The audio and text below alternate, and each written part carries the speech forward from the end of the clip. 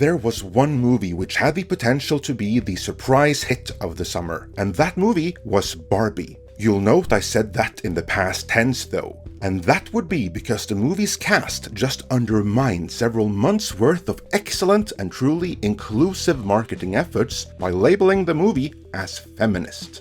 But why is that a bad thing, some of you may wonder? Why would that presumably reduce the movie's chances of commercial success? Keep watching and I'll go through why. In this editorial, I will begin with breaking down how months of marketing was just undermined, the issue with the term feminist, yet how it does tie in with the history of Barbie, and how, whatever else may happen, a bullet was dodged with the casting of Margot Robbie.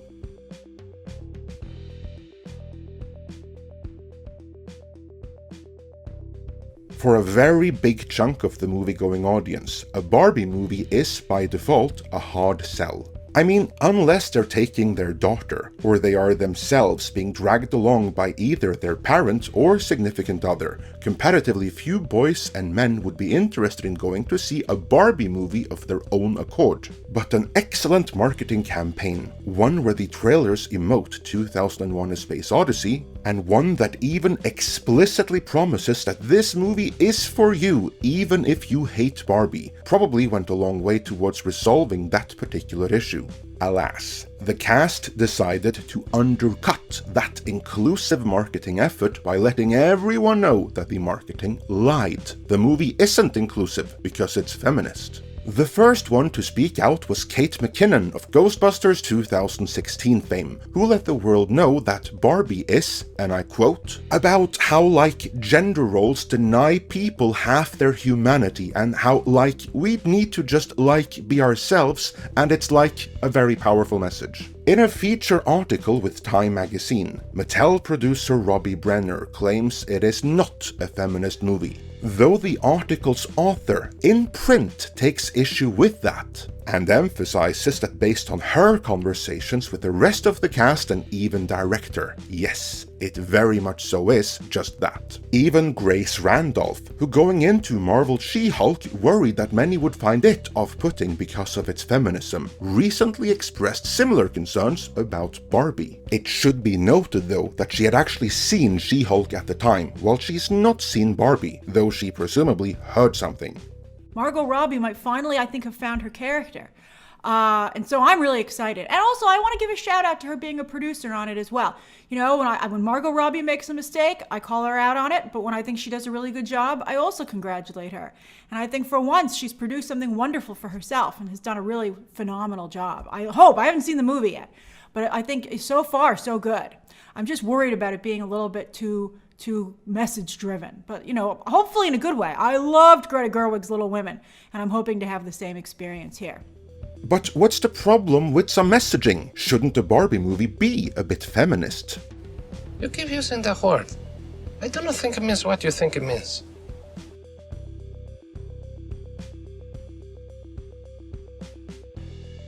You'll be hard-pressed to find a video about me ranting about feminism, because it's a term I generally don't use, as it means different things to different people. It may have started out seeking equal right to vote, and then equality of opportunity in the labor market and society at large, which no one today disagrees with. This emphasis on equality is what many who claim to be the true feminists associate with the term. No matter what sex you are, be a feminist.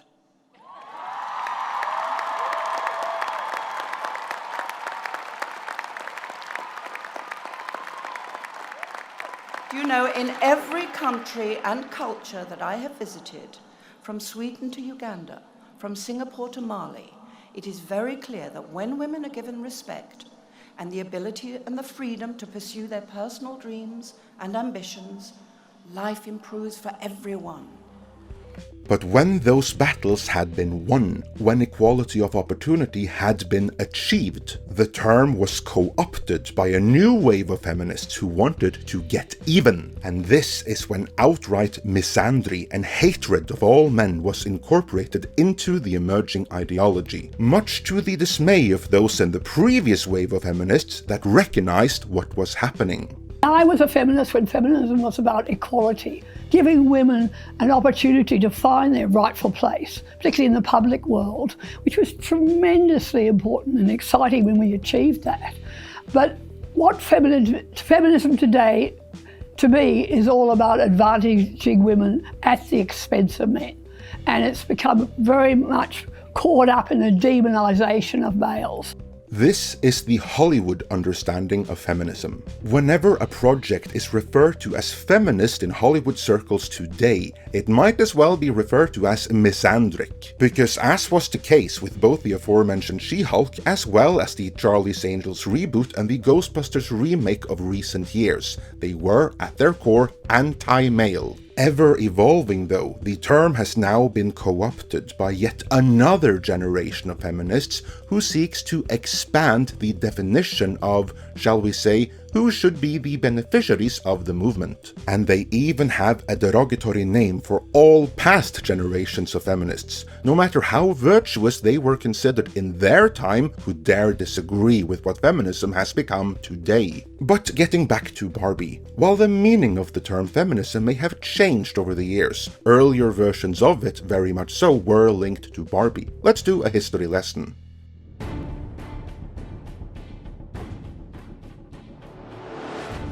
Way back in the 1950s, Ruth Handler, the wife of Mattel co-founder Elliot Handler and businesswoman in her own right, had observed their daughter Barbara play with the paper dolls of babies and children, which were commonplace at the time, but she assigned adult roles to them. This gave Ruth Handler the idea of an adult doll aimed at children, a novel concept at the time. During a 1956 visit to Europe, however, she found that the Germans had already thought of and realized this idea in the guise of Build Lily. Launched the year before, the Build Lily doll was based on the newspaper comic strip character Lily, who was created by Reinhard Beutien for the Hamburg newspaper Bild Zeitung in 1952. The post-war comic strip character Lily was visually a bombshell, sassy, ambitious, knew what she wanted, and had no reservations about using men to get her will. She worked as a secretary and earned her own money, but liked to date older rich men, hang out with her girlfriends, and quip with her boss. While the Build Lily doll, like the comic strip that inspired it, was aimed at an older audience, it also became a smash hit with children who liked dressing her up in separately available outfits. Instantly recognizing the potential, Ruth Handler brought a number of Build Lily dolls with her back to the States, where she convinced Mattel to license Build Lily for the American market. With the license in hand, Build Lily was redesigned and renamed Barbie after the Handler's daughter Barbara, and launched on March 9th of 1959 at the American International Toy Fair in New York. Barbie was an instant hit, and 5 years later, Mattel bought all rights to the original German Build Lily and then shut her down, paving the way for Barbie to take over the European market too.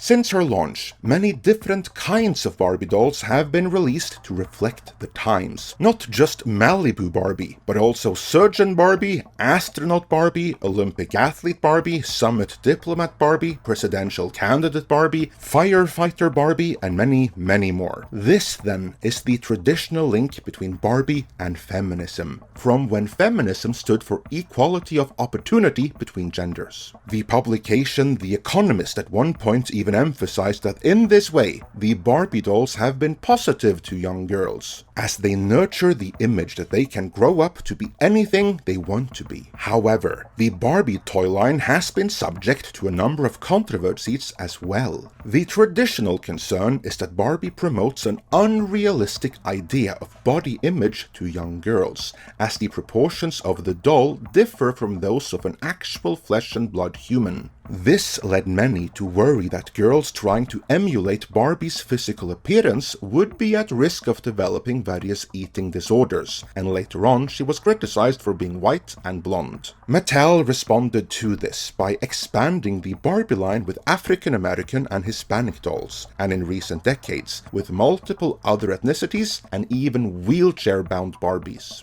So, how will Hollywood work around all this? Well, they almost didn't.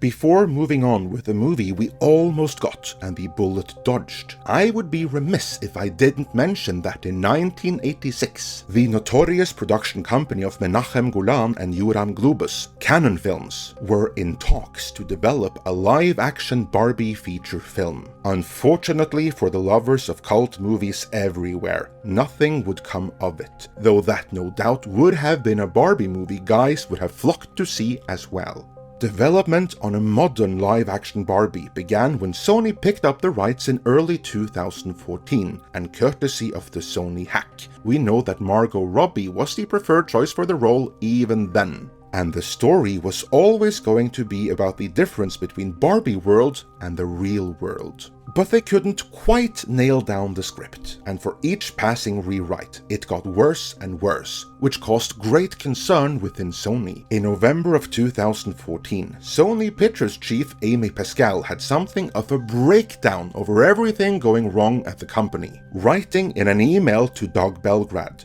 "Barbie is in freefall, and we paid a fucking fortune for it. 5 million to be precise." Shortly afterwards, in desperation, she asked Philip Lord about the feasibility of a Barbie vs. He-Man crossover movie, as He-Man had fallen apart at Sony as well, but he luckily dissuaded her from that particular notion. Still, Sony soldiered on, but ultimately in a different direction. Through market research conducted by Y-Pulse, Sony learned early on that a majority of demoralized millennials saw Barbie as a negative influence, with a focus on material possessions while giving girls a distorted perception of what they should look like.